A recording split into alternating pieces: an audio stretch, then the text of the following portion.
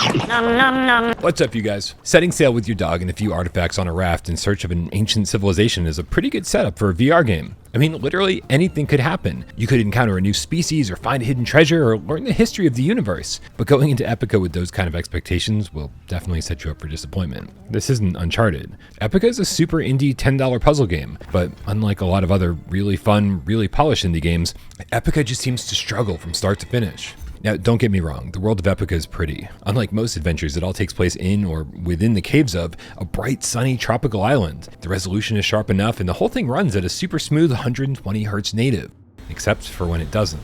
There are frame rate hitches everywhere whenever the game loads, and it's pretty distracting. But I think even worse is the feeling that the game is just poorly constructed.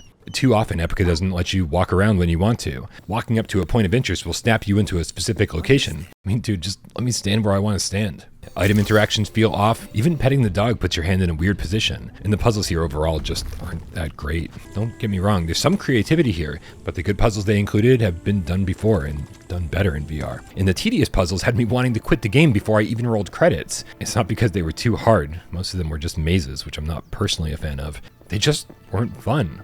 There's some distracting graphical issues here too, like pop in here and there. And sometimes when you turn your head, stuff in your peripheral will flash incessantly.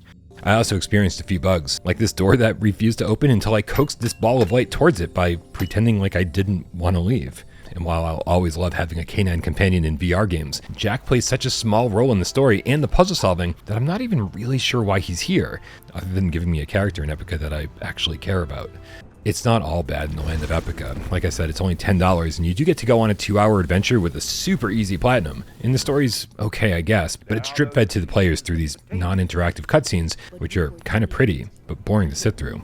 Fortunately, Epyka does end on a high note. In the last 30 minutes or so, you get some telekinetic powers and a shield to reflect attacks, both of which utilize the adaptive triggers of the Sense controllers. But even these feel like they could have been implemented so much better. If you're looking for a good puzzle adventure, check out Red Matter, The Seventh Guest at Room VR, or just save your money for Ghost Town.